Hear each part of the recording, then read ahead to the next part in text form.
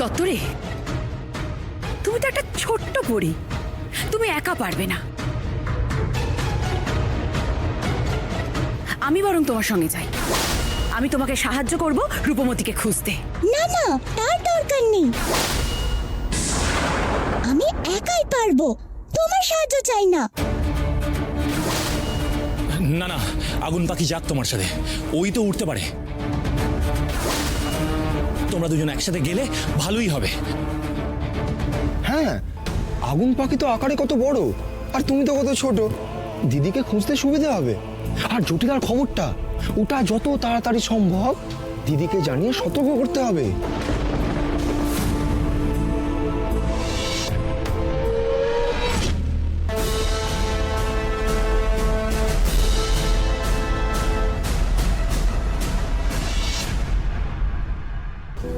রূপ যেন কোনো বিপদে না পড়ে, না জানি এখনো কোথায় আছে। হে মা বাসুলি চণ্ডী, তুমি ওকে রক্ষা করো। যতই প্রার্থনা করো দিদি তো ফিরবেই না, আর ওই তরতরিও যাতে না ফেরে তার ব্যবস্থা আগুন পাখি করবে। আমি আমি সব দেখতে পাচ্ছি। এই অসম্ভব কি করে সম্ভব হলো? তুমি তো বিষ খেলে, বিষ খেলে তো শরীরে বিষক্রিয়া হয়। তারপরে তুমি সুস্থ হয়ে গেলে কি করে? আর আর তোমার চোখের দৃষ্টিও ফিরে এলো। এই অসম্ভব কি করে সম্ভব হলো? অলৌকিক বোধহয় এইভাবেই হয়। এক জায়গায় বিশ্বাস করে আমি ঠকে গেছি, আর এক জায়গায় বিশ্বাসের ভিত টলমল করলেও শেষ অবধি আমি বিশ্বাস রেখেছিলাম। সেই বিশ্বাসের জোরে আজ আমি প্রাণে বাঁচলাম। বিশ্বাসের ফল সবসময় ভুল হয় না। আমি আমি আমি কিছুই বুঝতে পারছি না রূপমতি, তুমি কি বলতে চাইছো? জঙ্গল কন্যা আমায় ঠকিয়েছে।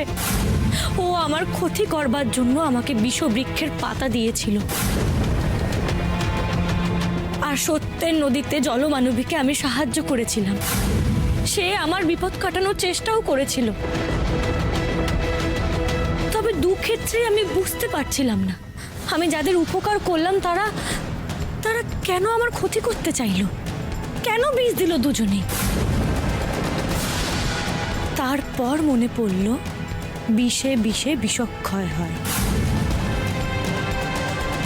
বিষবৃক্ষের পাতা আমার দৃষ্টি কেড়ে নিয়েছিল, ঠিক আবার জলের বিষ তাকে খণ্ডন করে দিল।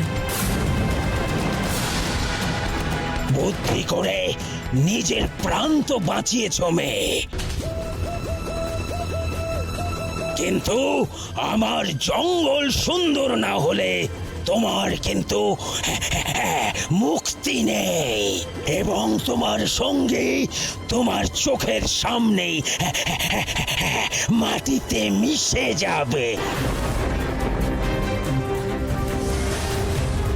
তার অর্ধেক দেহ প্রথিত হয়ে গেছে।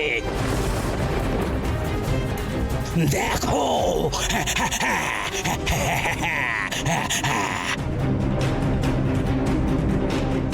তোমার জঙ্গল তো অসুন্দর নয়, এতটুকুও কদর্য নয়, বরং আমি দেখছি চারিদিক ভারী সুন্দর।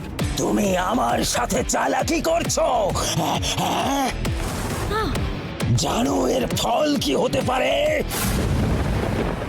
এতটুকুও চালাকি নয়, বরং আমার চোখ দিয়ে তুমি দেখবে এই জঙ্গল কেমন স্বর্গের মতন সুন্দর।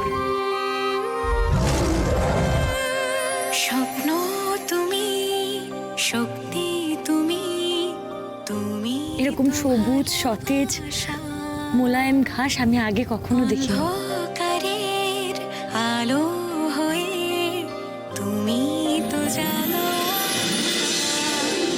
রূপকথার রাজকন্যা রূপমতি তুমি অনন্যা, রূপকথার রাজকন্যা রূপমতি তুমি।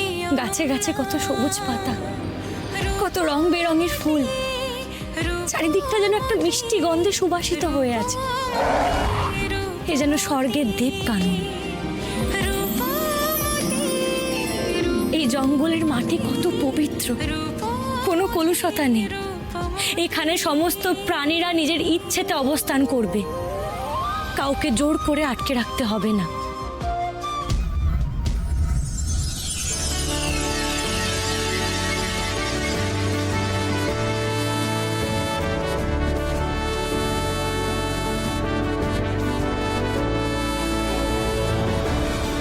গনগনে রাজ,